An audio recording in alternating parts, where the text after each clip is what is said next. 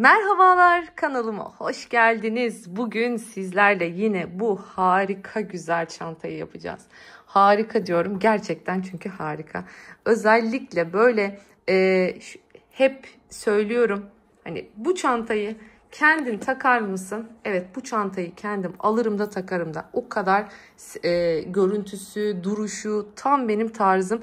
Formu, büyüklüğü bir kere çok ideal. Gerçekten. Yine inanılmaz kullanışlı bir çanta yaptık. İsterseniz günlük kullanımda, isterseniz plajda. Biliyorsunuz bu sene büyük çantalar ve tam tersi çok küçük çantalar moda. Bakın şöyle hemen göstermek istiyorum.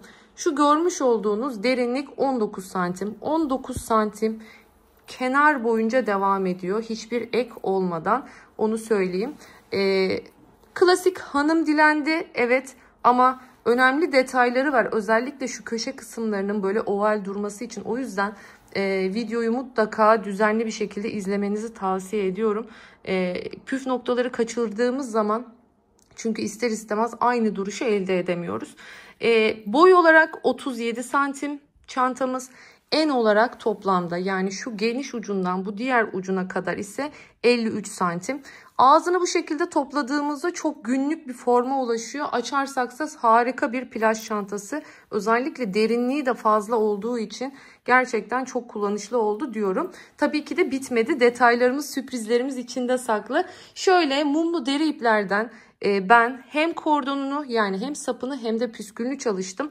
Deri detaylarımız da çok inanılmaz uyumlu oldu. Hem de biraz dedim ki sap alamayanlara da bir alternatif olsun. Kendi malzemelerini kendileri hazırlamak isteyenler için. Siz aynı şekilde deri aparatlarınız yoksa bunları da örgü olarak hazırlayabilirsiniz. Yine çok şık ve güzel duracaktır, emin olabilirsiniz.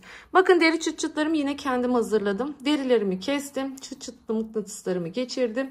Ve çantamın ağzına tutturdum. Tüm deri dikişlerimi deri ipiyle yaptım.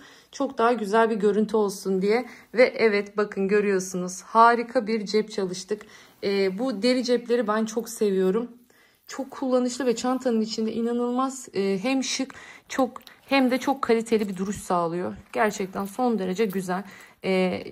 İçine astar çalışmadım bu çantamızın. Dediğim gibi çift kullanımlı, ister plajda ister günlükte kullanılabilsin diye.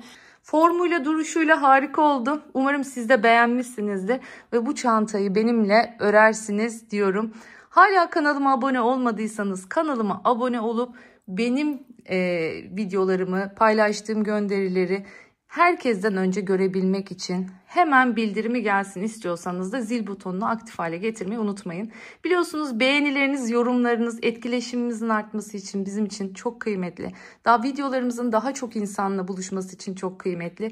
Çok emek veriyoruz. Gerçekten çok ciddi mesailer harcıyoruz. Emeklerimizin karşılığını bir nebze de olsa alabilmemiz için özellikle videoya etkileşimlerinizi bekliyorum.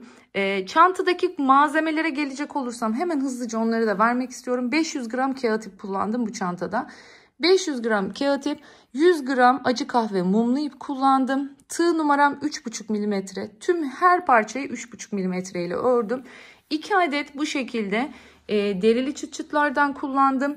Dediğim gibi hazır bir tane çıt çıtı derilerini kendim hazırladım ama dilerseniz bu şekilde de satılıyor, alabilirsiniz. Eğer hiç yoksa da kendiniz örgüden bunları hazırlayabilirsiniz. Ve yine deri cebim.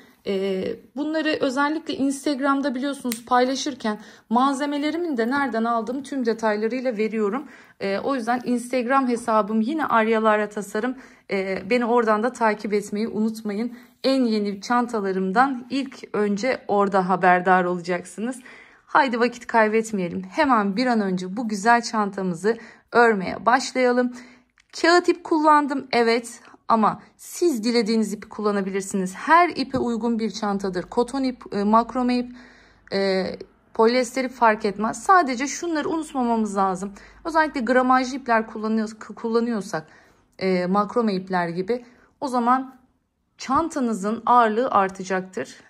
Bakın toplamda burada önümde bütün malzemelerini içine koyduğumuz zaman haliyle böyle 700 gramlık bir çanta var önümüzde. 707 gramlık, bakın deri cepleri, deri sapları hepsi içindeyken bir de üstüne üstlük ipimiz de çok yüksek gramajlarda olursa çantamız çok ağır oluyor. O yüzden böyle daha hafif ipleri tercih edersek çok daha kullanışlı çantalar elde edebiliriz diyorum ve hemen başlıyorum. Evet, başlayalım dilerseniz. Bakın ipim şöyle çile halindeydi. Sardım. Siyah rengi kullanıyorum.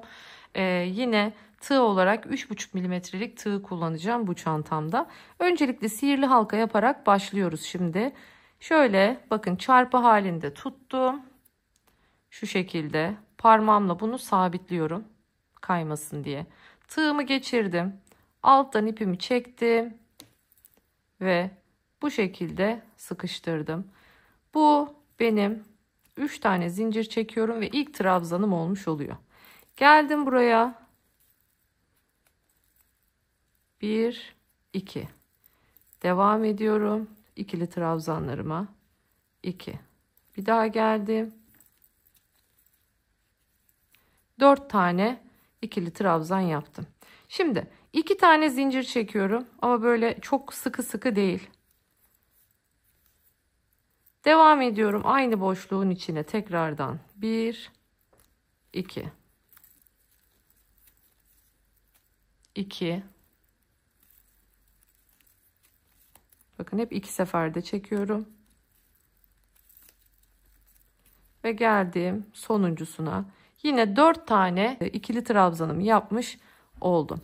Tekrardan 1 2 böyle gevşek gevşek 2 tane zincir çekiyorum.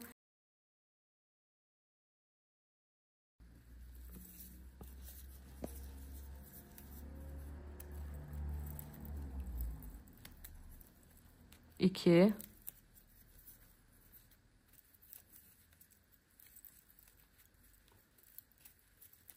iki, bir, iki. Yine 4 tane yaptım. Bakın görüyorsunuz. Tekrardan 1, 2 tane zincir. Yine sihirli halkanın içindeyim. 1, 2, 1, 2, 1, 2. Bakın yine 4 tane yaptım. Şimdi güzelce sıkıştırıyorum ama dikkat ediyorum kopmasın. İpimi doladım. Bakın şimdi buradaki ilk baştaki görüyorsunuz zincirimizin şöyle tepesinden giriyorum. İpimi dolamıştım. Şimdi üçünü birden topladım. Bu da benim buradaki köşem olmuş oldu. Tekrardan 1 2 3 zincir çekerek başlıyorum. İpimi alayım artık buradan aşağıya. Devam ediyorum. 1 2 bakın yine 2 seferde. Kaç tane? Yine 4 tane. Görüyorsunuz. İlk zincir olan ikinci, üçüncü, dördüncü. İpimi doladım. Geçtim karşıdaki zincir boşluğuna. Şimdi başlıyorum tekrardan buraya. 4 tane ikili trabzan yapacağım.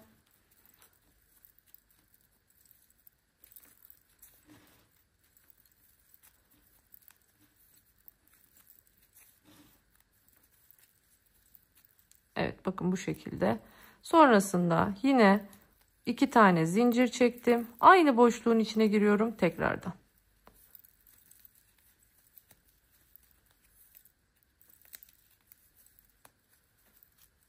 Üç ve 4 tane trabzanımı yapmış oldum. Geliyorum şimdi buraya köşeye. Tekrardan 1 2 3 ve 4. 1 2 tane zincir. 1 2 3 ve 4. Bakın 4'er tane yaptığımız için böyle dolu dolu çok güzel bir hanım dilendi olmuş oluyor. Bir geldim, bakın hemen köşeye geçiyorum. Boşluklara battığım için ve yaptığım tek şey trabzan olduğu için bir yandan da konuşuyorum. Sesli dinlerseniz videoyu hiçbir şekilde siyah olmasından bir sıkıntı çekmeyeceksiniz. Çünkü bu çantayı siyah yapmak istiyorum. O yüzden mecbur siyah renk ip kullanmak durumunda kaldım. Araya 2 zincirimi çektim. Tekrardan aynı boşluğun içine 1 2 3 ve 4. 4 tane trabzanımı yaptım. Geldim tekrardan, bakın başladığım köşeye geri geldim. Yarısını yapmıştık hatırlarsanız, bakın burada. Şimdi kalan yarısını birlikte tamamlıyoruz. 1 2 3 ve son olarak 4. Görüyorsunuz, 4 tane yaptık. Şimdi geliyorum, ipimi doladım, bakın geliyorum. Şimdi bunun tepesine tekrardan yapacağım ama tepesine batarken şöyle bir görüntü oluşuyor. Bakın, gördünüz mü? Şurada deliğinden fark edebiliyorsunuz. Hoşlanmadım bu görüntüden. O yüzden ne yapıyorum? İpimi doluyorum. Şuradaki gerçek trabzanın üzerine, yani ikinci trabzanın üstüne geliyorum ve buraya yapıyorum.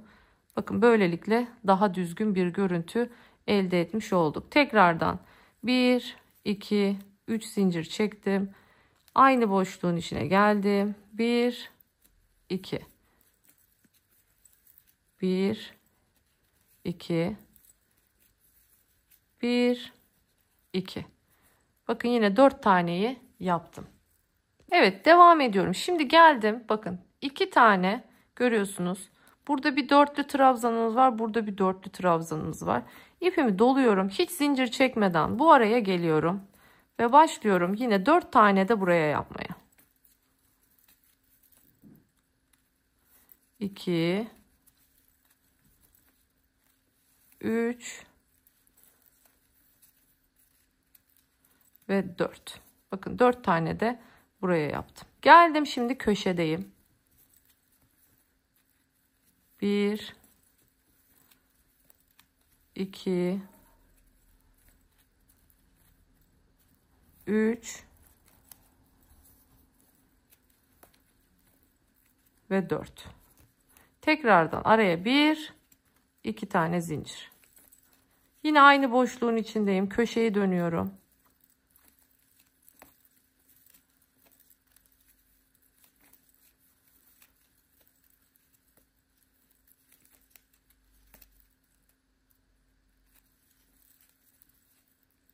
Evet.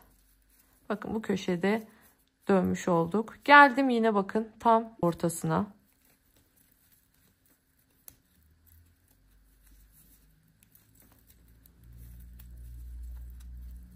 İki, üç ve 4. Geldim köşeye. 1 2. Evet, tel çekmişiz bakın orada.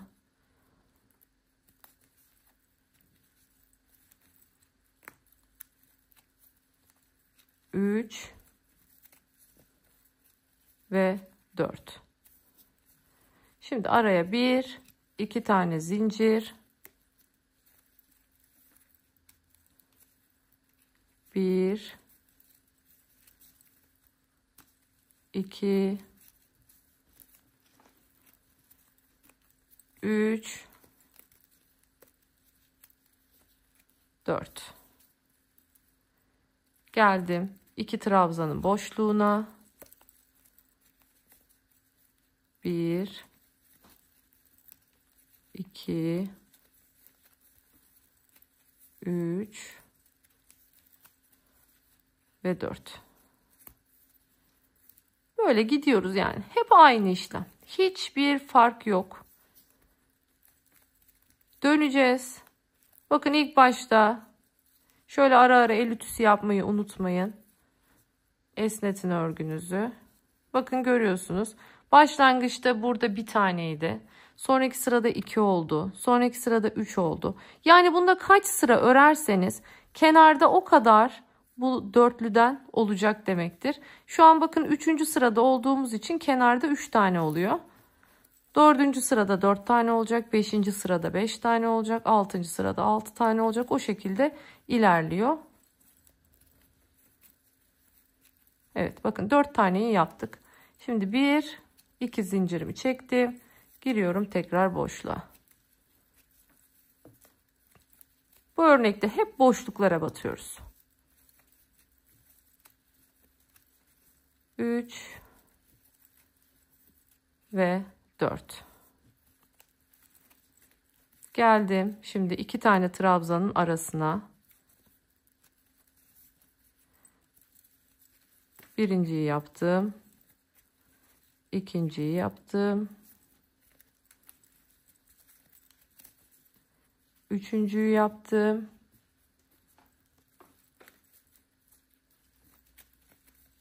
Ve dördüncüyü yaptım. Geldim şimdi başladığım köşeye. Bakın yarısını yapmıştık. Yarısını da şimdi birlikte tamamlayacağız. 1 2 3 ve 4. Bakın. Şimdi ne yapıyoruz? İpimi doladım. Zincirin değil, ilk trabzanın, ilk gerçek trabzanımızın tepesine girdik ve buraya bir çakma trabzan yaptık. Şimdi tekrardan başlıyorum. 1 2 3 tane zincirimi çektim. İpimi doladım. Aynı şekilde yoluma devam ediyorum.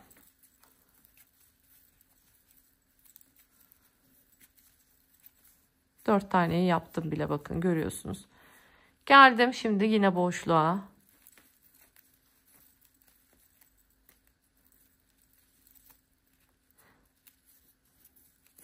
Evet.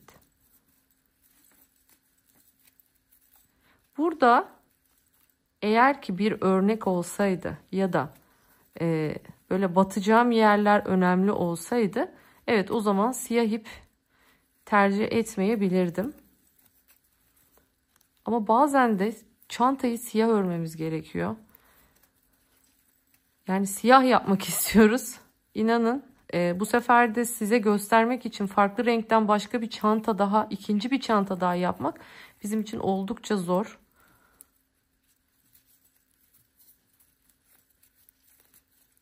Şimdi bu kenarını yapacağım. Artık ondan sonra istediğim büyüklüğe gelene kadar aynı şekilde, aynı mantıkla devam ediyoruz. Bakın hiçbir ekstra yok.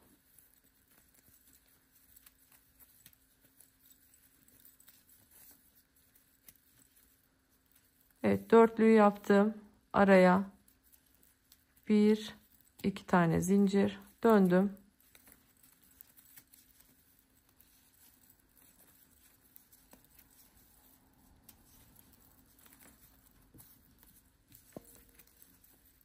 Üçüncü ve dördüncü. Evet. Şöyle elimle düzeltiyorum. Bakın görüyorsunuz. Oldukça düzgün bir şekilde ilerliyoruz. Burada bakın ne demiştik? Birinci sırada bir tane bundan. İkinci sıraya geçtiğimizde 2 tane. Üçüncü sıraya geçtiğimizde 3 tane. Son sıraya, dördüncü sıraya geçtiğimizde 4 tane. Ne zamana kadar? İstediğim büyüklüğe gelene kadar. Yani yaklaşık şöyle tahmini bir 30 santim kadar olsun istiyorum. 30 santim olana kadar bu şekilde devam edeceğiz. Evet, şimdi artık istediğim büyüklüğe kadar geldim. Hemen şöyle göstermek istiyorum kaç santime kadar. Bakın toplam benimkisi 31 santime denk gelmiş. Burada çünkü bir öncesinde bıraksaydım o zaman da bakın 29 santimde bitmiş olacaktı. Şimdi 31 santimde bitmiş oldu. Siz kendi çantanızın istediğiniz büyüklüğüne gelene kadar şu anda bakın bunun üzerine 2 sıra daha öreceğim ben. Onu hesaplayarak orada bırakmanız gerekiyor. Çünkü son 2 sırada köşelerde farklı bir işlem yapacağız. Dediğim gibi siz büyüklüğünü, küçüklüğünü kendi istediğiniz boyuta göre ayarlayabilirsiniz. Ben büyükçe bir çanta yaptığım için 31 santim olunca bıraktım. Şimdi buradan sonrasını birlikte devam ettireceğiz. Her zamanki gibi bakın köşeden çıktım. 4 tane normal gene köşede trabzanımı yaptım. Geliyorum, yoluma devam ediyorum. Şimdi burada şunu göstermek istiyorum sizlere. Burayı çantanın ağız kısmı olarak kabul ediyorum ve alttaki 2 köşeyi de çantanın taban kısmı olarak kabul ediyorum. Yapacak olduğumuz işlemi tam o köşelerde yapacağız. Daha böyle köşeli halde değil de daha yuvarlak forma dönüştürmek için yapıyoruz bunu. Alt köşelerimizin daha oval olması için. Şimdi 4 tane köşemizin 2 tanesini normalde ördüğümüz gibi yapacağız. 2 tanesini de ovalleyeceğiz. 3, 4. Şimdi bu şekilde yine şuradaki köşeye kadar örüp geliyorum. Evet, geldim bakın artık köşeye. Şimdi buraya geldiğimizde biliyorsunuz ne yapıyorduk? 4 tane trabzan, araya 2 zincir koyuyorduk. Bu sefer hiç araya 2 zinciri koymayacağız. Yani 4 tane trabzanımı yaptım, zincir çekmiyorum. Diğer 4 trabzanımı da yapıyorum. Yani son boşluğun içine 8 tane trabzanımı yapıyorum. Böylelikle bu köşedeki o 2 tane gözü yok etmiş oluyoruz. 2 zinciri yok ettiğimiz için. Bakın sayalım. 1, 2, 3, 4, 5, 6, 7, 8 tane. 8 taneyi bitirdim. Artık geçiyorum. Bakın sıradaki boşluktan yoluma devam ediyorum.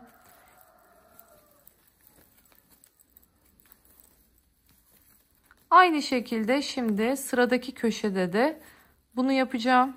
Aynısını yapacağız. Buraya kadar gelelim. Bu köşeyi de tekrar göstereyim. Devam edelim. Evet, geldim yine köşeye. Bakın geldim. Bu köşeye de şimdi 8 tane trabzanımı yapacağım. 2, 3, 4, 5,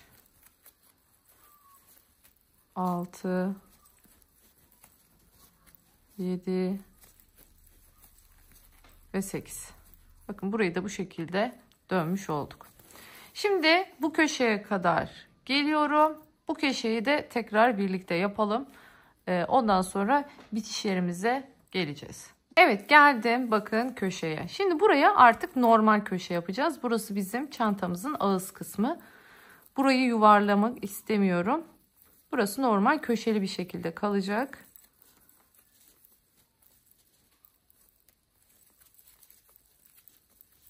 Üç ve 4. Şimdi araya 1, 2 tane zincir çekiyorum ve geçiyorum. Aynı boşluğun içine şimdi 4 tane daha trabzan yapıyorum.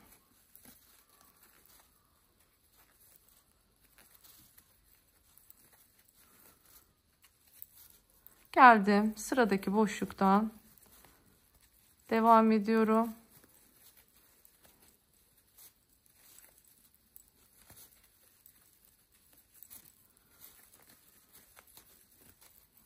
Evet. Bu şekilde devam ediyoruz. Şimdi başladığım yere kadar geliyorum. Buradan bir üst sıraya çıkışı tekrar hatırlatacağım. Sonrasında artık şurayı göstermem yeterli. Burayı da bir tur göstereceğim. Ondan sonra artık bu motifleri tamamlamış olacağız. Yan tarafın nasıl yan parçanın da örümüyle başlayalım. Onu da tamamlayalım ve artık çantamızı daha sonra birleştireceğiz. Gerçekten çok kolay ve zevkli bir çanta. Örgüye yeni başlayanların bile kolaylıkla yapabileceği bir çanta. 2 motif, üst yan tarafını da uzun dikdörtgen örüyoruz. Oldukça geniş hacimli, çok kullanışlı, harika bir çanta hazırlıyoruz hep birlikte. Evet, geldim sıranın sonuna. Şimdi buraya 4 tane yapıp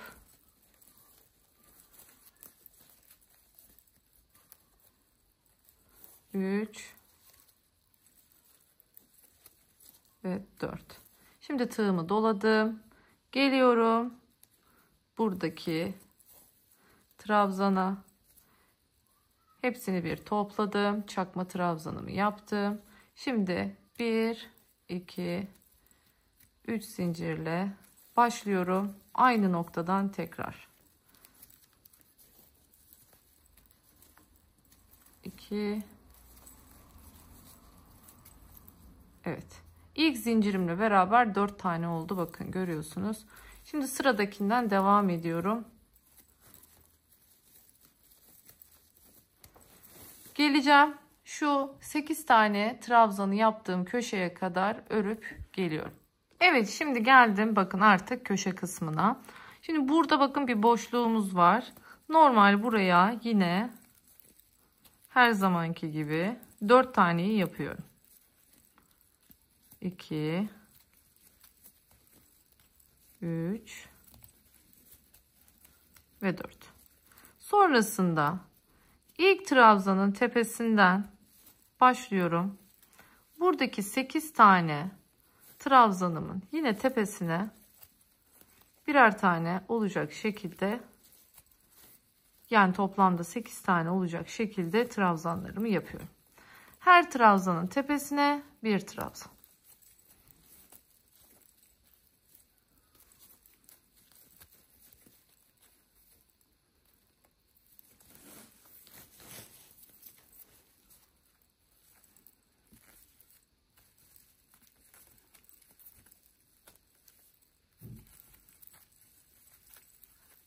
Evet.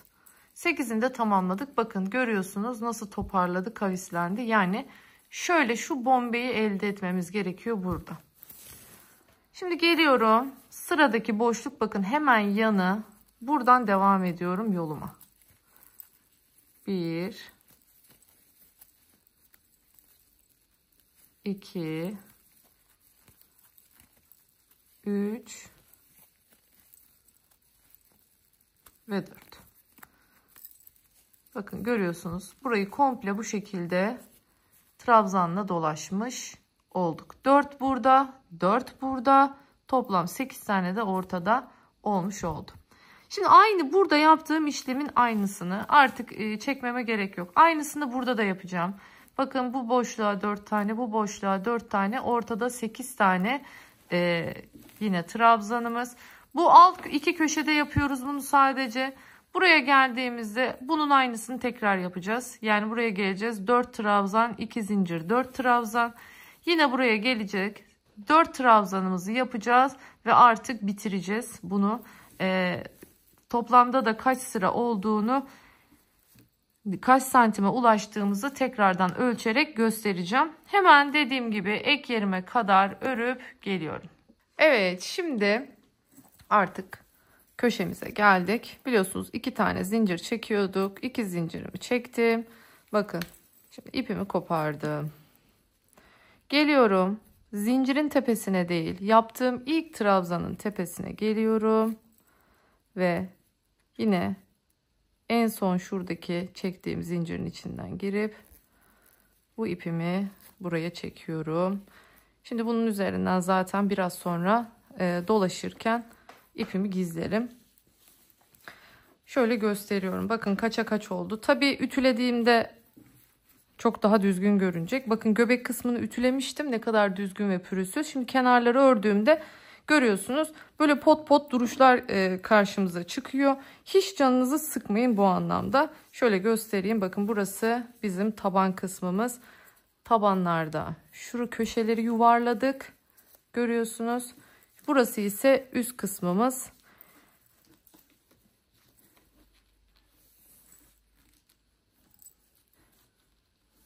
Evet.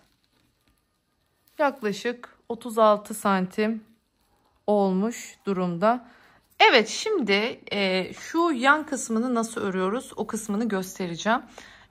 Bir yanlışlıkla o kısmı silmişim, o yüzden hem de daha net görünebilmesi için daha açık renk bir iple anlatımını yapacağım.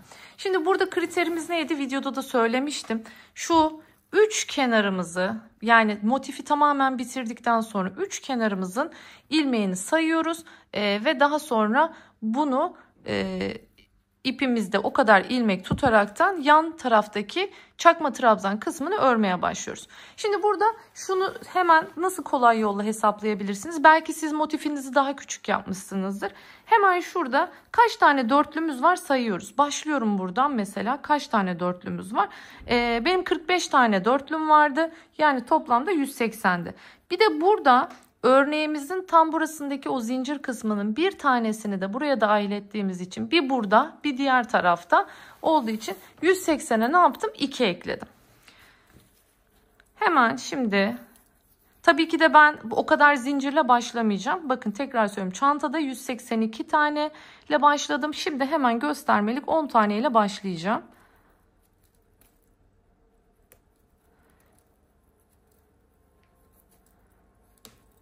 Dört, 5, 6, 7, 8, 9, 10. Evet. Şimdi 10 tane zincirle başlıyorum. Şimdi 2 tane de yükseklik için çekiyorum. İpimi doluyorum. Şimdi buradaki zincirimi çeviriyorum. Bu 2 zinciri atlayıp 3. zincire arkadan bakın bu şekilde giriyorum. Hepsini bir çıkartıyorum. Tığımı tekrar doluyorum. Giriyorum yanındaki ilmeğe.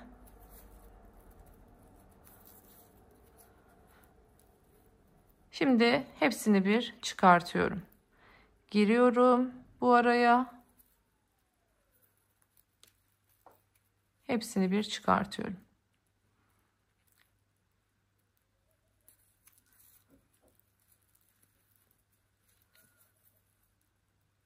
Bu şekilde git gel git gel parçamızı örerek tamamlayacağız.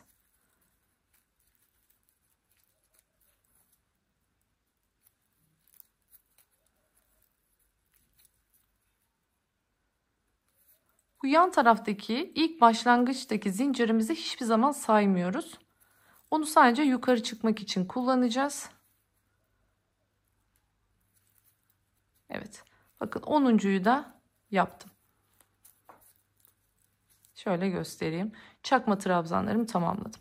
Yine bakın 1, 2 tane zincirimi çekiyorum. Aldım. Şimdi şurada örgümün bakın şu üst kısmındaki 2 taneye batacağım. İlkinden başlıyorum. Yine bir kere doluyorum. Hepsini bir çekiyorum.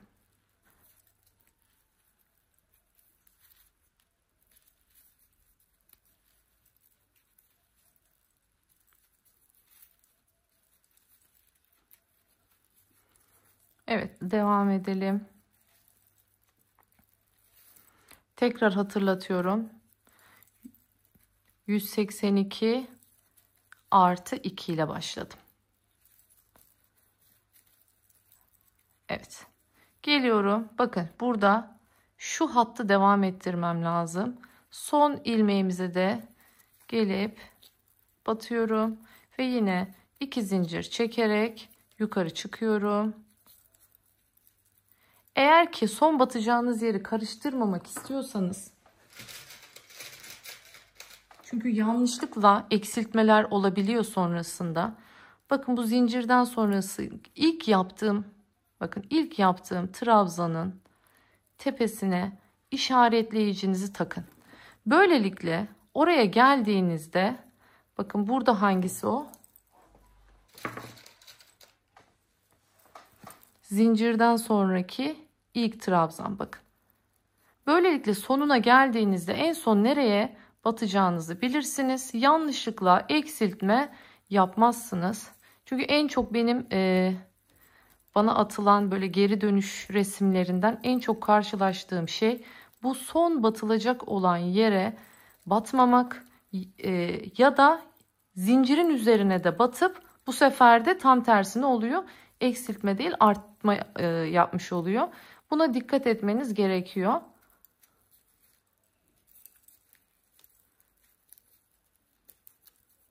Bakın devam ediyorum.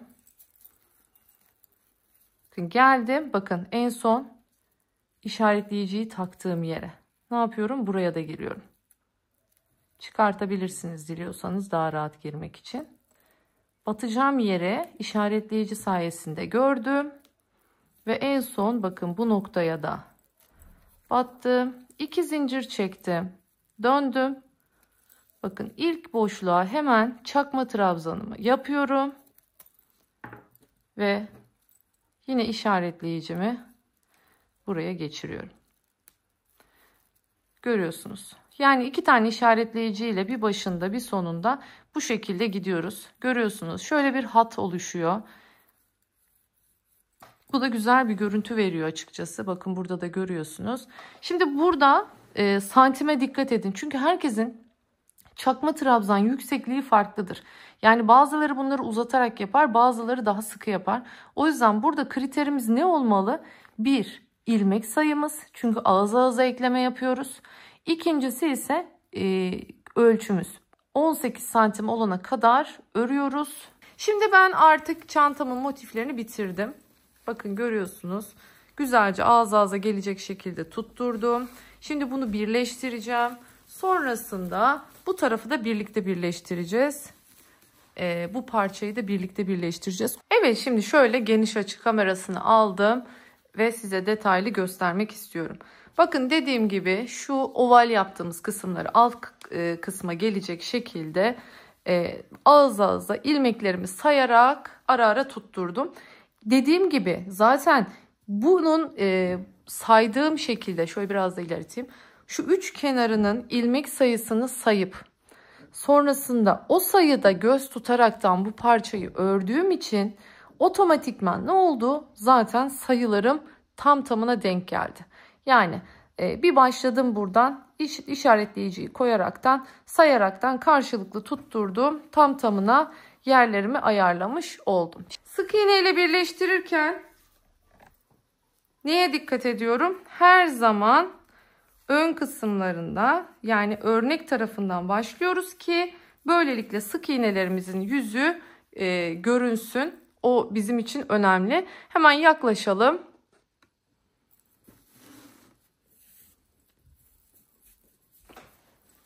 Evet, ilk ilmek işaretleyicimi çıkartıyorum. Bakın bu ipleri ağız kısmını dolaşırken gizleyeceğim. Şimdi şunu da aynı şekilde ağızda gizleyelim. Şimdi hiç önümüze katmayalım. Bakın buradaki bir zincir alacağız demiştik. Ama ben ne yapacağım? Şöyle o bir zinciri değil de şöyle ortasından giriyorum zincir boşluğunu. Ve hemen buradaki ilk trabzan tepesine de giriyorum aynı şekilde. Hemen alttan ipimi çektim.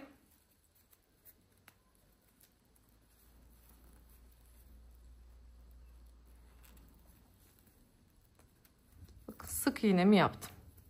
Şimdi aynı yere bir tane daha yapıyorum. Bakın bu ilk başlangıçta yapıyoruz bu şekilde. Aynı yerden tekrardan girdim. Karşılıklı ilk sık iğnemiz yapıyoruz şu anda. Burada ilmeklerimiz, şu ilmek ilk sıkıştırdığımız tığımızdaki ilmeklerimiz gevşek olmasın. O zaman güzel bir görüntü elde edemeyiz. Şimdi sırada ne var? Buradaki ilk trabzan, şuradaki, ama bu trabzan değil zincir olduğu için bunun tepesi yok. O yüzden tekrar boşluğa giriyorum. Ama buradaki ikinci, bakın. Şimdi şuradaki ilk trabzanın tepesine biz girdik. Şimdi buradaki ikinci trabzanın tepesine giriyorum. Her şey sayılı. O yüzden karşılıklı tam denk gelecek şekilde batmanız gerekiyor. Şimdi buradaki sıradaki yere girdim. Yine buradaki bakın sıradaki. Zaten tepeleri gayet düzgün bir şekilde görünüyor. buradaki sıradaki, yine buradaki sıradaki.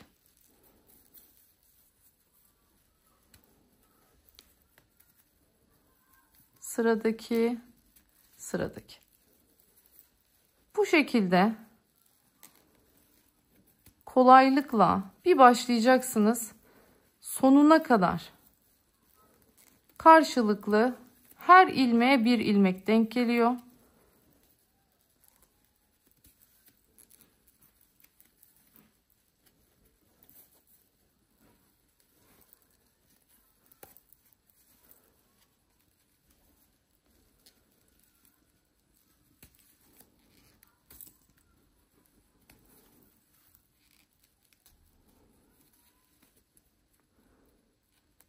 Şurada tel çekmişim.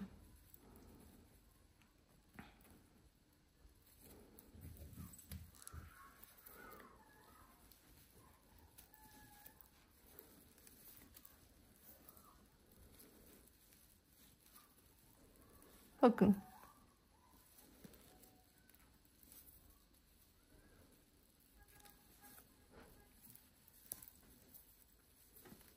Şu an ben tabii kameranın altında yaptığım için kucağımda değil, masanın üzerinde ve benden yaklaşık yarım metre uzaklıkta yapıyorum şu anda. O yüzden arka tarafı görmekte ben zorlanıyorum. Ama kucağıma aldığımda çok daha rahat bir şekilde gideceğim. Bakın. Görüyorsunuz, son derece güzel oluyor. Bu yöntemle şimdi artık hiç bir değişiklik olmadan bakın 3 kenarı bununla dolaşıp geliyorum. Sonrasında ne yapıyorum? Aynı şekilde diğer parçayı da birleştiriyorum aynı yöntemle ve daha sonra birlikte ağız kısmını çalışacağız. Ağız kısmını da yaptık mı artık saplara geçeceğiz. Gerçekten çok güzel ilerliyor. Hemen bitirip geliyorum. Evet, şimdi artık birleştirmelerini yaptım. Bakın sık iğneler tam tamına denk geliyor demiştim size. İki tarafını da birleştirdik. Şöyle göstereyim. Şu kenar hattı çok güzel oldu bakın. Tam yuvarlak, şu kenarlar ovalleşti. Tekrar söylüyorum, şu çıkıntıyı istiyorsanız yapın. İstemiyorsanız söylediğim gibi ilmek kaydırma ya da dikerek de birleştirebilirsiniz. Ben bu şekilde yaptım. Bir tarafını birleştirdim. Diğer tarafını da birleştirdim. Bakın en son burada bitiyor. Görüyorsunuz. Şimdi burada artık ağız kısmının sık iğnesini dolaşmaya başlayacağız. Yineden inelim. Şimdi bakın. Şuradaki boşluğa bir sık iğne yaparak dönmeye başlıyorum. Önümde görmüş olduğum her bir trabzanın tepesine bir sık iğne yapacağım.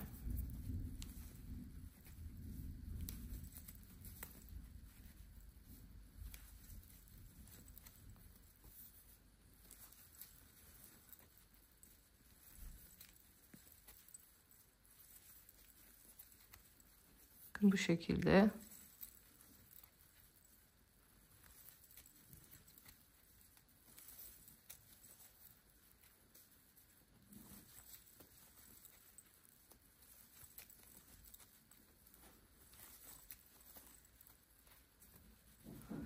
Şimdi şuraya kadar geleyim. Şuraya. Sonra burayı nasıl geçiyoruz? Hem onu göstereceğim. Hem de buradaki trabzan kısmını nasıl sık iğnelerimizi yapacağız onu göstereceğim. Şimdi oraya kadar örüp geliyorum. Evet, geldim sıra sonuna. Şimdi buradaki boşluğa bir tane sık iğnemi yapıyorum. Geliyorum bu tarafa. Buradaki bakın en son battığım, yani ilk başta başlarken batmış olduğum yere geliyorum ve buraya bir tane sık iğne yapıyorum. Sonrasında şimdi aynı yere bir tane daha yapıyorum. İkinciye bir tane yapıyorum. Bakın yandaki çakma trabzanlardan gidiyoruz. Şuraya 2.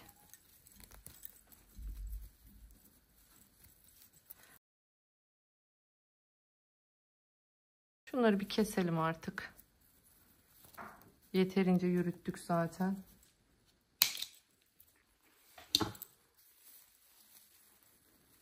Evet. 2 taneyi yaptık. Şimdi bir tane. Sıradaki 1 2 tane. Geldim yanındakine bir tane. Yanındakine 2 tane. Bir diğerine bir tane. Yanındakine 2 tane. Yanındakine bir tane. Bakın bu şekilde trabzanlarımızın şuradaki en kenardaki çakma trabzanlarımızın kenarını bu şekilde dolaşıyoruz. Yani bir tanesine 2, bir tanesine tek, bir tanesine 2, bir tanesine tek şeklinde. Yine aynı şekilde buraya geliyoruz. Buradan buraya geçip bakın şuradaki boşluğa bir tane, sonra her trabzana değip aynı şekilde başladığımız yere kadar tüm ağzını dolaşıp geliyorum. Evet, en son buraya bir tane denk geldi. O bir taneyi de yaptım. Ve şimdi artık şuradaki ilk yaptığım sık iğnenin tepesine geçeceğim. Burada dilerseniz yani spiral olarak da gidebilirsiniz ama ben pek spiral gitmeyi tavsiye etmiyorum. Çünkü ağız kısmına geldiğimizde çok düzgün bir görüntü elde edemiyoruz. Bakın bu şekilde ipimi buradan arkaya çektim. Uzantısından girdim ve şimdi buraya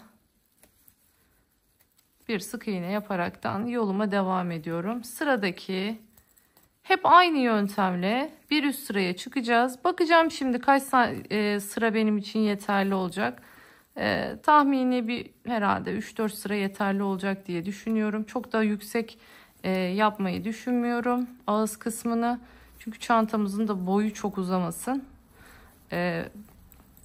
Ağız kısmını bu şekilde dolaştıktan sonra sık iğnelerimizi yaptıktan sonra bir de ya ilmek kaydırma ya ters sık iğne birinden biriyle ağız kısmını dolaştıracağız. Ters sık iğne ile olabilir. Sonrasında artık saplarımıza geçeceğiz.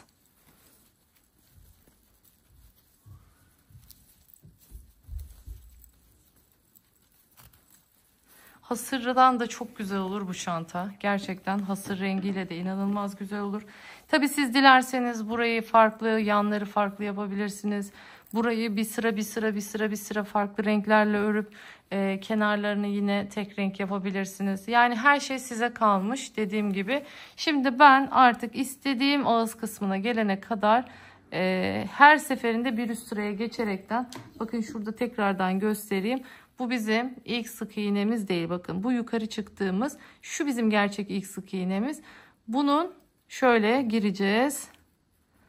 Arkasından girip şu şekilde ipimizi çekip biraz önce yaptığım işlemin aynısını tekrarlayacağım. Böylelikle bir üst sıraya çıkmış olacağım. Çantamızın ağız kısmını örelim, bitirelim. Artık saplara geçelim. Evet, artık bakın 3 sıra sık iğnemi yaptım. Şimdi ağız kısmını ters sık iğne ile dolaşacağım. Burada bakın üst sıraya normal çıktıktan sonra ipimi biraz uzatıyorum. Bir tane atlayıp yanındakine giriyorum. Bakın şu şekilde. İpimi buradan çekiyorum. Diğerinin yanına. İkisini yukarıya kaldırdım, uzattım ve içinden geçirdim. Bakın.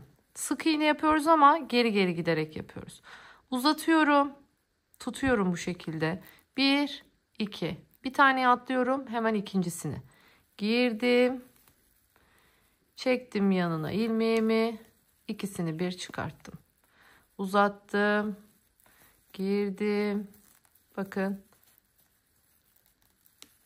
Bu şekilde ağız kısmında hem bir kalınlık, bir tokluk hem de aynı zamanda güzel bir görüntü elde ediyoruz. Burada birer tane atlamayı unutmayın. Atlamazsanız ağız kısmı marullanır. Gerçekten kocaman bir çanta yaptık. Tekrar söylüyorum. Siz şu ortadaki motiflerinizi daha küçük yaparsanız etrafı da daha küçük olur. Böylelikle İstediğiniz boyda bir çanta yapabilirsiniz. Ben dediğim gibi biraz kocaman bir çanta olsun istedim. Böyle plajda falan da rahatlıkla kullanılsın diye.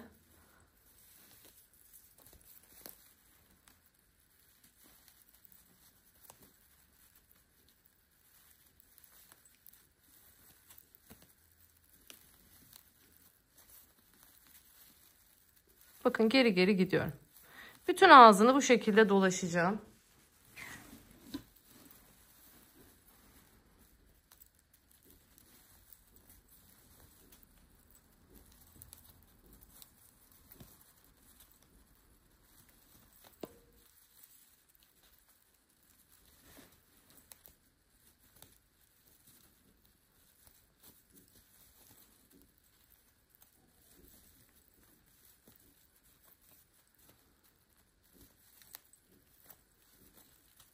Anlaşıldı diye düşünüyorum.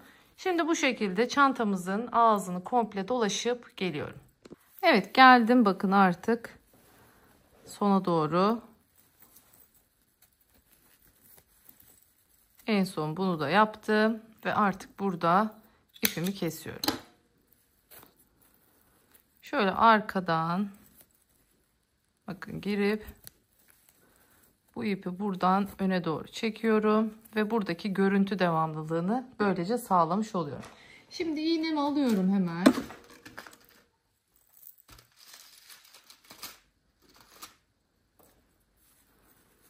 Buradan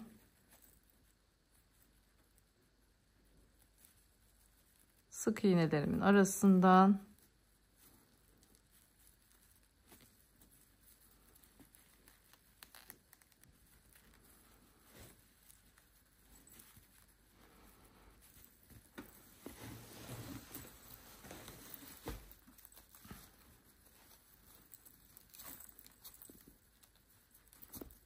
evet bu şekilde çekiyorum ve ipimi böylece buraya hapsetmiş oldum.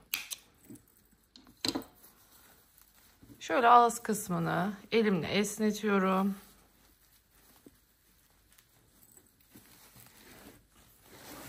Gerçekten şahane oldu. Bakın bu şekilde son derece güzel bir görüntü elde etmiş olduk.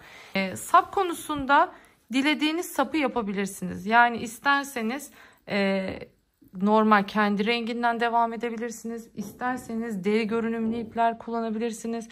Dilerseniz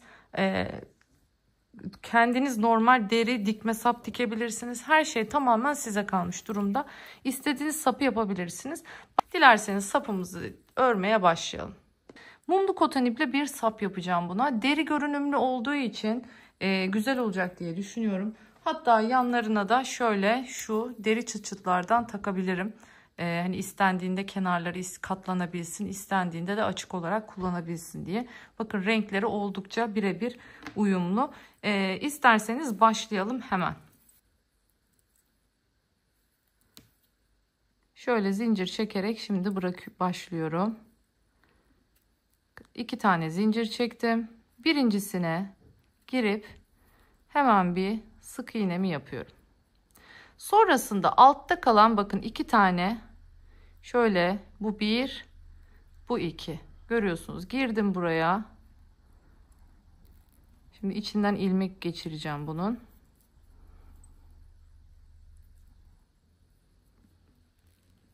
Diğerinin yanına çektim. Bakın görüyorsunuz. Artık 2 tane var tığımın üstünde. Şimdi ikisini birden çekiyorum. Bakın ikisini birden çekmeden göstermek istiyorum. Hemen size bakan tarafta 2 tane bakın kanat var. Buradan giriyorum. Ve bunu çekiyorum. Bakın yine çekerken benden tarafta 2 tane kanat var. Buraya giriyorum. İpimi çektim. Çıkarttım. Hep sizden tarafta duran şu 2 tane kanada giriyorsunuz. Tığımı değiştirmedim. 3,5'la örüyorum. Siz dediğim gibi bunu kağıt ipten, kendi ipinden, başka renkten yapabilirsiniz. Yani tamamen size kalmış. Bakın bu şekilde. Son derece kolay, çok hızlı ilerleyen bir sap. Şimdi size ne kadar kaç santim örmem gerektiğini de bitiminde söyleyeceğim. Bu şekilde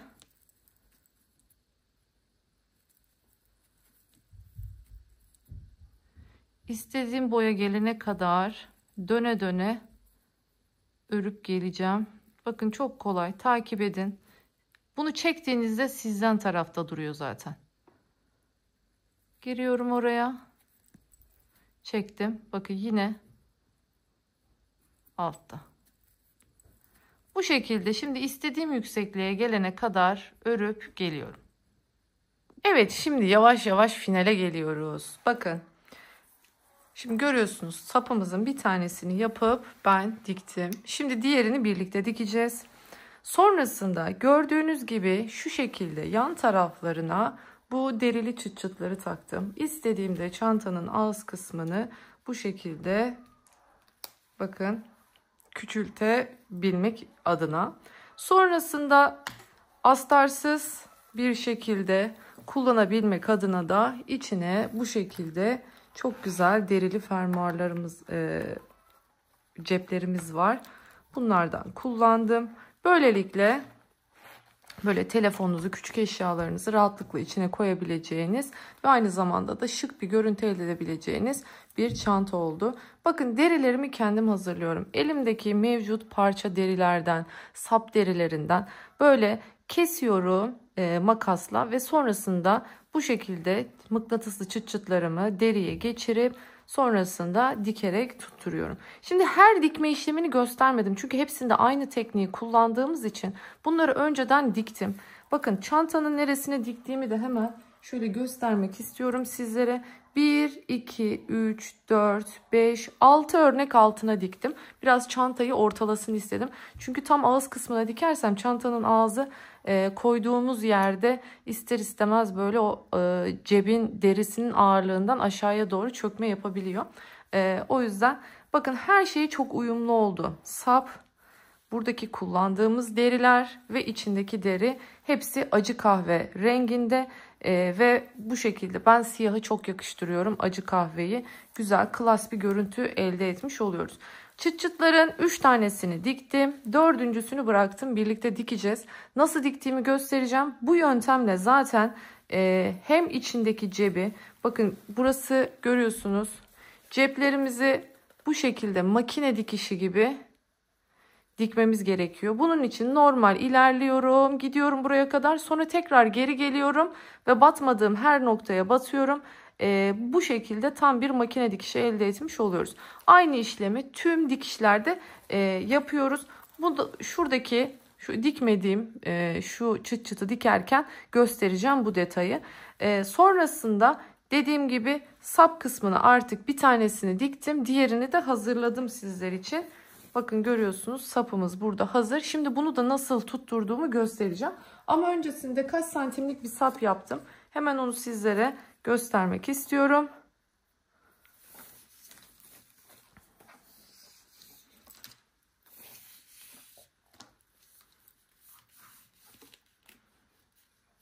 Evet. Benim sapım 72 santim olmuş.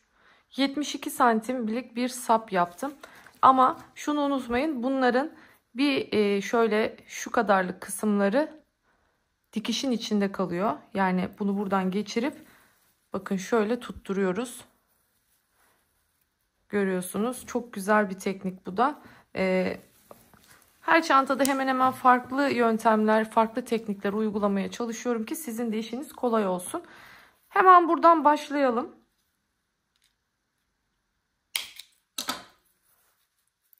Sapın dikimiyle başlayalım. Daha sonra derimizi de dikelim ve çantamızı artık tamamlayalım. Evet, şimdi öncelikle şöyle ipimizi bakın. Nereden yaptım? Onu hemen gösteriyorum. Kenardan başlıyorum saymaya. 1, 2, 3, 4. Dördüncü 4 taneyi atlıyorum ve yanındaki boşluktan giriyorum.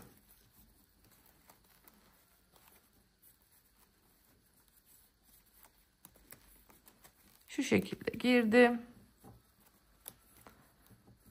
Evet. Bakın bunu buradan bu şekilde geçirdim ve şimdi buraya dikerek birleştireceğim.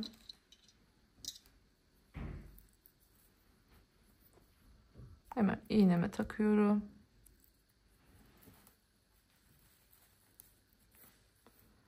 Ve burada tam nereye denk geldiyse şöyle orta noktadan çıkıyorum.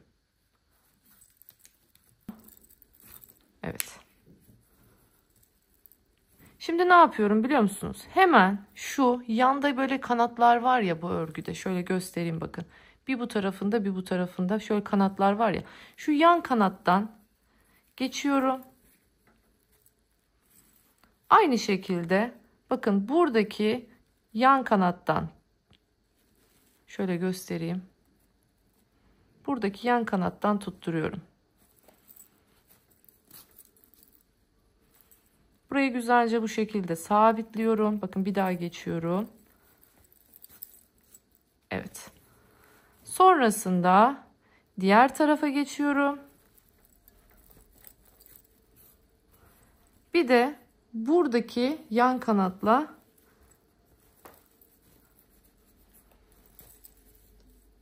yine buradaki yan kanat.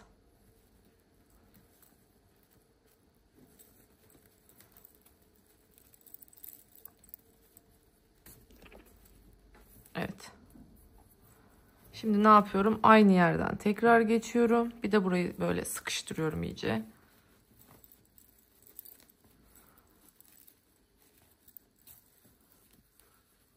Evet. Bakın güzelce sıktım. İşte bu kadar. Şimdi artık bunu ortadan bakın yine aynı şekilde çıkartıyorum. Evet. Yerini genişlete çıkarttım. İşte bu kadar. Şimdi artık örgümüzün bakın iğne zaten kendi yolunu buluyor. Burada kullandığımız iğnenin unutmayın küt başlı etemin iğnesi olması lazım. Bakın ortadan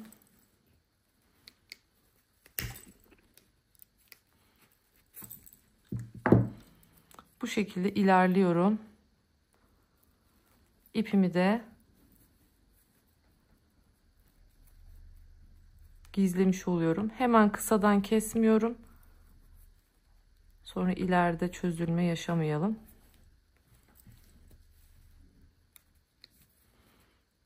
Evet. Çektim. Şöyle esnettim sapımı. Ve kesiyorum. Evet. İçine hapsetmiş oldum böylelikle ipimi. Şimdi aynı yöntemle bakın burada dikkat edeceğiniz nokta şu. Sapınızı mutlaka şöyle düzeltin. Yönü düzgün olsun. Şunu hiç düşünmeyin. Ya bu sap ince mi, sağlam olur mu? Hayır, hiç öyle düşünmeyin. Birincisi ip çok sağlam zaten.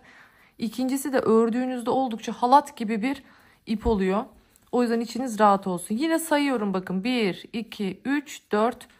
Dördüncünün yanındaki delikten giriyorum.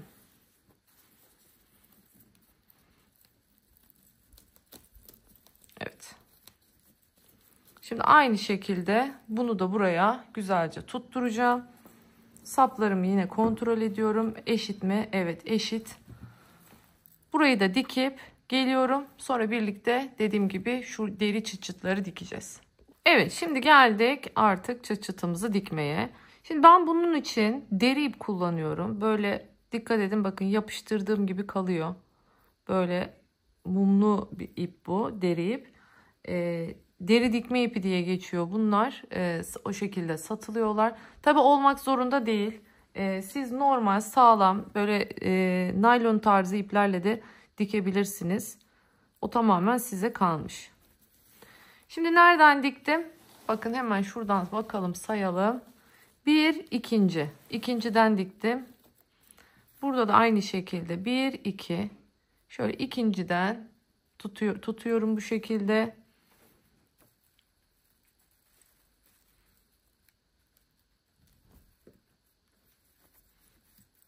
Bakın şöyle. Şu en üsttekinden girerek başlıyorum. İpimi çok fazla uzun tutmuyorum. Bu ipler böyle metreyle de satılıyor. Büyük bobinlerle de satılıyor. Böyle çok yabana götürebileceğimiz ipler değil. O yüzden ipimi çok uzun tutmuyorum. Kısa tutuyorum. Hemen yanındakinden bakın iniyorum aşağıya. Sonrasında bir altından sık iğnelerinizi takip edin. Altta sıralı bir şekilde gidiyor zaten biliyorsunuz. Evet. Bakın tekrar bir adım geri geliyorum. Çünkü makine dikişi yapıyorum. Bakın görüyorsunuz. Her bir yeri doldurmam gerekiyor. Şimdi aynı şekilde bir sonraki delikten tekrardan çıkıyorum. Ve sonrasında bir sonrakinden tekrar giriyorum. Şimdi normalde deri ipleriyle dikerken 2 kat olacak şekilde dikerler. Yani 2 kat derken 2 iğneyle birden dikerler. O yüzden tek seferde makine dikişi efektini veriyorlar. Bakın görüyorsunuz. Zaten sık iğne aralıklarını takip ediyorum. Çıktım. Görüyorsunuz. Ne yapıyorum? Bakın geri dönüyorum. Burayı da boş bırakmamak için. Tekrardan. Yine aynı noktadan çıkacağım. Ben başlangıç ipini hiçbir zaman öncelikle koparmıyorum. Çünkü neden? Tuttuğum ip yetmeyebilir. Yetmezse en azından ne yapıyorum? Bu sayede o iple tekrardan başlayabiliyorum. Evet bakın bitti. Görüyorsunuz. Makine dikişi şeklinde diktik. Şimdi artık ipim tam tamına yetti görüyorsunuz. Hiç israf yok. Şimdi bunu da aynı şekilde kesiyorum. Ve bunlara burada bir düğüm atıyorum.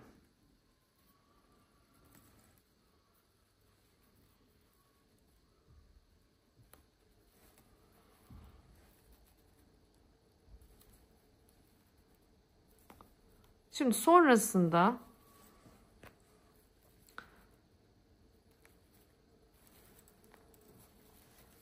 bakın şöyle ilk başladığım yerden iğnemi takıyorum. Şimdi bu iplerimi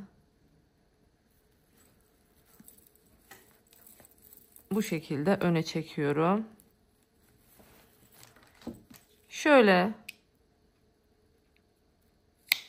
kesiyorum ve bunun artık ucunu yakıyorum ve buraya yapıştırıyorum. Yani zaten bunlar dediğim gibi ip olarak, ip yapısı olarak mumlu oldukları için hemen yakıyorum ve yapıştırıyorum.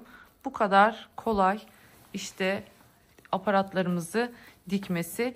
Tüm hepsini aynı teknikle, yani bu makine dikişi görüntüsü olacak şekilde dikiyoruz. Dikme yöntemimiz aynı. Bakın bu şekilde benim farklı renklerde böyle ipim var. Bakın en çok bu rengi kullanmışım. Az kalmış. Benim de artık yeniden almam lazım.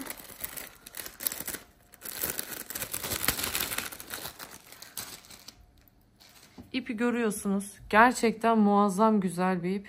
Bundan dilerseniz püskül de yapabilirsiniz bu çantanıza. Yani aynı deri püskül gibi görünecektir. Deri püskül de hazırlayabilirsiniz. İsterseniz birlikte hazırlayalım şimdi. Burada püskül olarak şimdi elimle yaparım ben her zaman ama elimle yapacağım püskül için bu çantanın büyüklüğü uygun değil. Bu çantaya bir tık daha büyük bir püskül yapmamız lazım. Yani daha güzel görünmesi için. O yüzden de elimi değil bu sefer bir başka bir cisim kullanacağım. Başka bir şey üzerine saracağım. Hassas tartımın kapağını buldum. Bakın bunu kullanabilirim. Büyüklük olarak uygun. Şimdi şöyle kenar tarafına sarıyorum ki sonrasında çıkartmamız kolay olsun.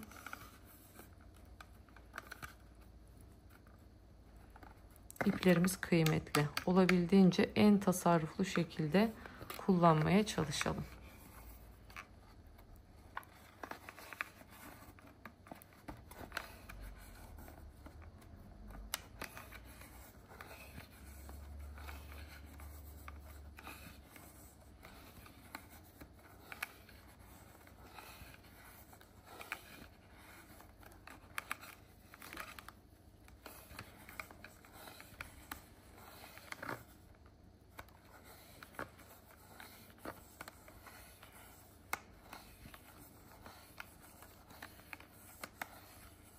Normalde sayarım ama bu sefer saymayı unuttum.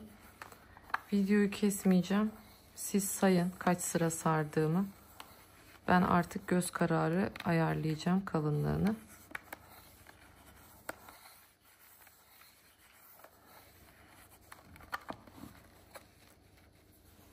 Bence yeterli.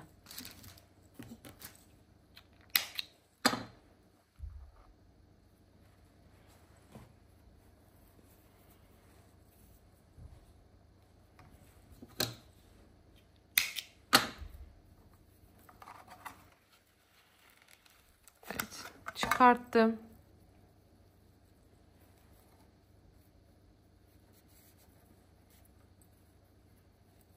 Ve tepe kısmına şimdi bağlıyorum.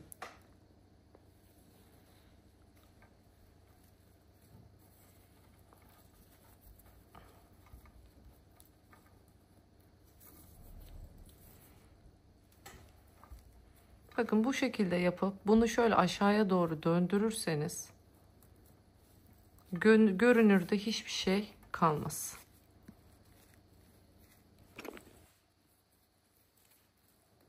Şimdi sarma işlemine geçeceğiz.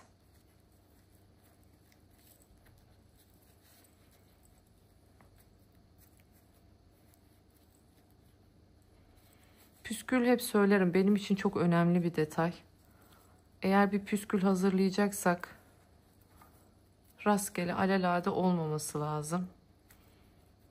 Mutlaka ve mutlaka düzgün, düzenli, iyi sarılmış, etrafı iyi çerçevelenmiş. Yani böyle rastgele üst üste dolanmış ipler çantanızın bütün kalitesini bozuyor. O yüzden eğer bir püskül yapacaksanız mutlaka düzgün, sıralı, özenli bir püskül hazırlamaya çalışın. Evet. Şimdi bakın ne yapıyorum bu aşamadayken. İğnemi alıyorum. Şimdi diğer ipim aşağıda olduğu için bu ipimi de aşağıya indirmem lazım. Bağlarken.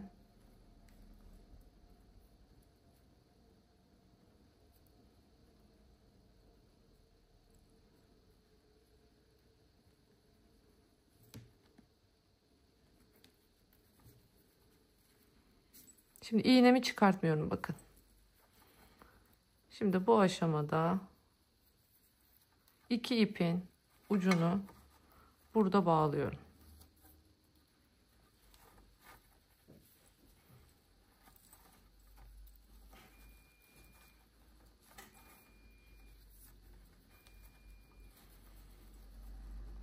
Güzelce düğümledim. Şimdi aynı ipi bakın aynı iğneyle tekrardan yukarıya çekiyorum ki bu düğümü burada gizleyebileyim.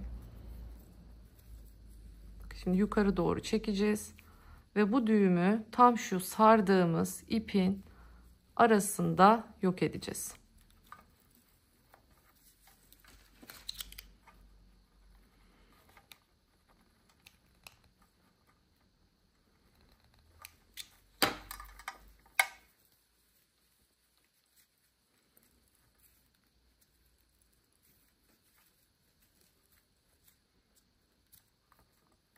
Evet bakın altına bu şekilde hapsettik.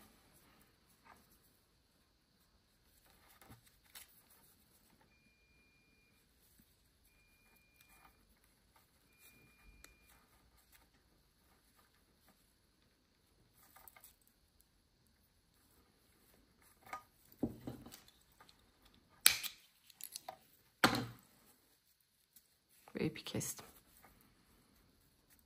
Bakın görüyorsunuz çok güzel bir püskül oldu. Şimdi alt tarafını keselim birlikte.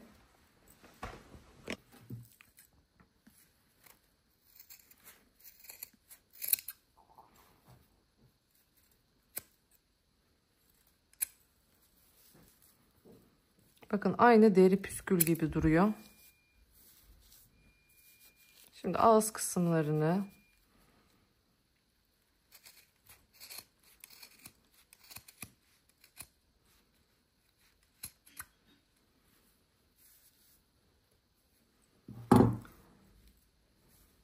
evet bakın görüyorsunuz Çok güzel bir püskülümüz olmuş oldu. Bakın bu ip gerçekten elinizde bulunsun. Böyle imkanınız olduğu zamanlarda alın. Tam derinin alternatifi bir ip. İstediğiniz gibi bununla böyle güzel saplar, püsküller çalışabilirsiniz. Ya da çantalarınızın belli detaylarında böyle deri detayı gibi gözüksün istiyorsanız bu mumlu iplerden elinizde bulunsun. Tabi piyasada bunlar da kalınlıkları farklı, kaliteleri farklı. Ben bu ipi çok sevdim. Kalitesini de çok beğendim.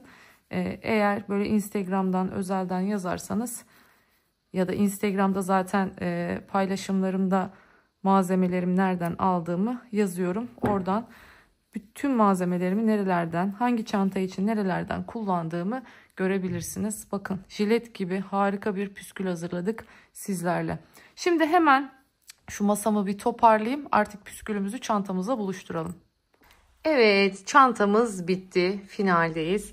Bakın şöyle elimde bir anahtarlık vardı. Bu şekilde görüyorsunuz. Zaten halkası vardı. Halkasına doğrudan bu ipi geçirdim. Ve hallolmuş oldu. Şöyle bakın görüyorsunuz. Son derece güzel bir püskül hazırladık. Dilerseniz buraya anahtarlık takabilirsiniz. Böylelikle çantanızın içinde anahtar aramazsınız. Dışında isterseniz bunu içine takabilirsiniz. Bakın bu halkayı doğrudan şöyle göstereyim. Bakın şöyle şuraya içe dikersiniz. Böylelikle anahtarlarınız da içinde olmuş olur. İstediğiniz gibi kullanabilirsiniz. Yani bunu ayırıp bunu içeri, bunu dışarı ya da hepsini doğrudan içeri ya da hepsini doğrudan dışarı takabilirsiniz. Bakın buradan bunu bu şekilde de geçirme şansınız var. Ama ben hemen şöyle şuradaki klipsinden şu şekilde takıyorum buraya. Ben biliyorsunuz böyle çantaların ağzını küçültmeyi çok seviyorum. Yani şu şekilde çantaların ağzına pile yapmayı çok seviyorum. Çantamız ütülü. Unutmayın, kağıt tip çanta mutlaka ütü ister. En güzel böyle örnekleri de örseniz, en güzel ele de sahip olsanız ne yaparsanız yapın mutlaka ve mutlaka bir ütü çantayı düzgün, pürüzsüz hale getiriyor. O yüzden kağıt tipleri mutlaka ütülemeniz gerekiyor ördükten sonra. Şöyle hemen içini de açalım tekrardan. Bakın görüyorsunuz deri çıt çıtımız, derili fermuarımız. İnanılmaz klas bir çanta oldu. Aksesuarlarıyla birlikte şıklaştırmış olduk. Bakın şöyle de çevireyim. Saplı halinde görelim. Umarım siz de bu çantayı buraya kadar benimle izlemiş, benimle beraber örmüşsünüzdür diyorum. Bir başka güzel videoda daha görüşmek dileğiyle. Kendinize çok iyi bakın. Hoşça kalın. Kanalıma abone olmayı unutmayın diyorum.